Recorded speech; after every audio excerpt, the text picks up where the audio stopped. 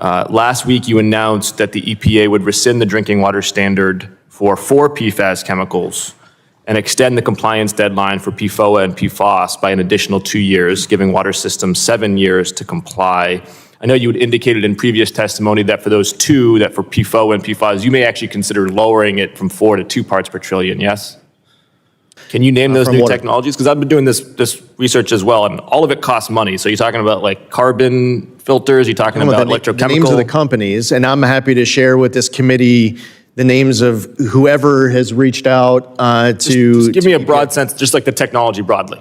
Like PFAS and polyfluoroalkyl substances are synthetic chemicals used in products like non-stick cookware, firefighting foam, and waterproof fabrics. Known as forever chemicals because they don't break down in the environment, PFAS have contaminated water sources across the United States, including in Massachusetts and New York. Scientific studies link even low levels of PFAS exposure to serious health risks, such as cancer, immune dysfunction, and reproductive issues. Gentleman yields back. Now recognize the gentleman from Massachusetts, Mr. Auchincloss, for 5 minutes. Thank you, Chairman. Welcome back, Administrator. I want to talk about PFAS. When you were a member here, you were on the PFAS action force, yes? And I believe you voted for PFAS legislation, yes? Yes.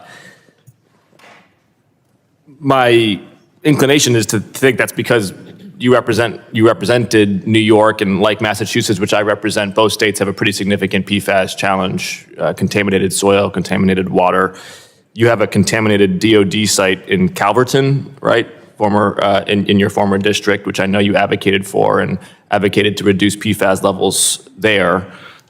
So I was hopeful and remain hopeful that you can be a partner on PFAS remediation as administrator. Last week, you announced that the EPA would rescind the drinking water standard for 4 PFAS chemicals and extend the compliance deadline for PFOA and PFAS by an additional 2 years, giving water systems 7 years to comply. I know you had indicated in previous testimony that for those 2, that for PFOA and PFAS, you may actually consider lowering it from 4 to 2 parts per trillion, yes? For PFOA and PFAS, we're maintaining the 4 parts per trillion MCL. So you won't consider lowering it to 2?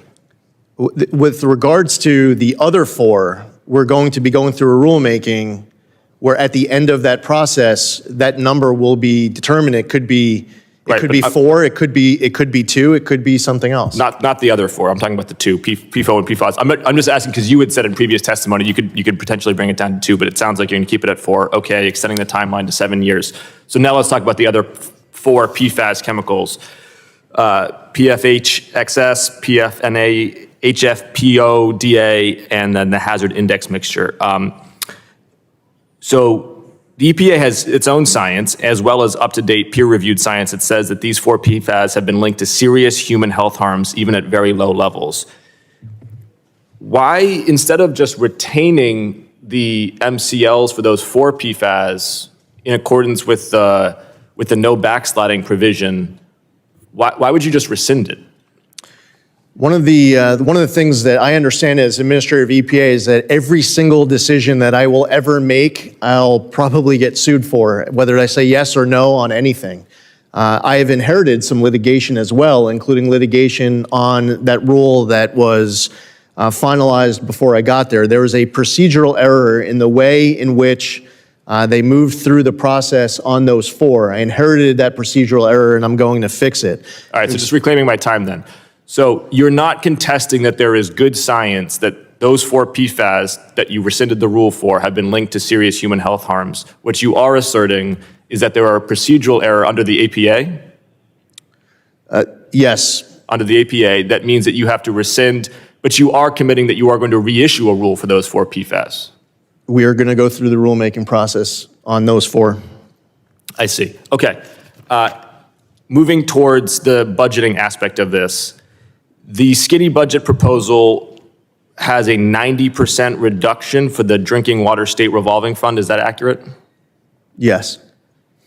How is New York and the 1.3 million New Yorkers who have PFAS in their water above the MCLs by the former rule, how are they going to get water treatment plants with a 90% cut? That's the primary funding mechanism for water infrastructure. So great news, and it's something that members of Congress who care about this issue would be very happy to hear. I would say the right word would be inundated of how much outreach I've received over the course of the last few months from companies that have acquired new technology that they're very proud of in ways to far, far more efficiently than ever before be able to remove PFAS. Can you name those from new water. technologies? Because I've been doing this research as well, and all of it costs money. So you're talking about like carbon filters, you're talking about electrochemical. The names of the companies, and I'm happy to share with this committee the names of whoever has reached out to. Just give me a broad sense, just like the technology broadly. Like, In response, the EPA has started regulating PFAS in drinking water. However, this process has been complex and controversial.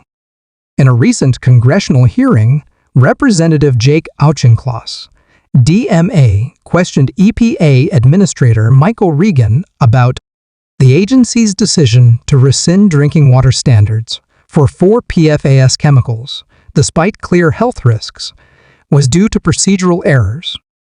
A proposed 90% cut to the Drinking Water State Revolving Fund, which is essential for funding water treatment upgrades. While the EPA cited upcoming technologies that might remove PFAS more efficiently, the administrator did not name specific solutions, raising concerns about the feasibility of compliance without funding. This exchange highlights the growing urgency of the PFAS crisis and the challenge of balancing science, public health, legal process, and budget realities in federal environmental policy. give me an example of a technology that's going to be cheaper, faster, better, that's not going to require money to update the water treatment facilities. It's going to cause it would require a small fraction, but we are in the process. I'm not going to start Can you name a technology though?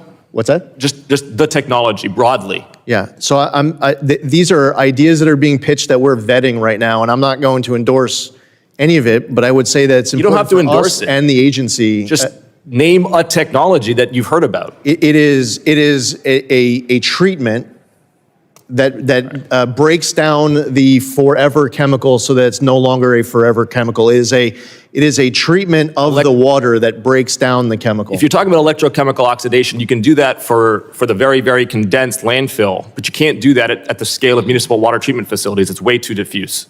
If that's what you're talking about, that is not the answer, which is why I'm asking about other technologies which you don't seem to be able to name. I'm going to yield back my time.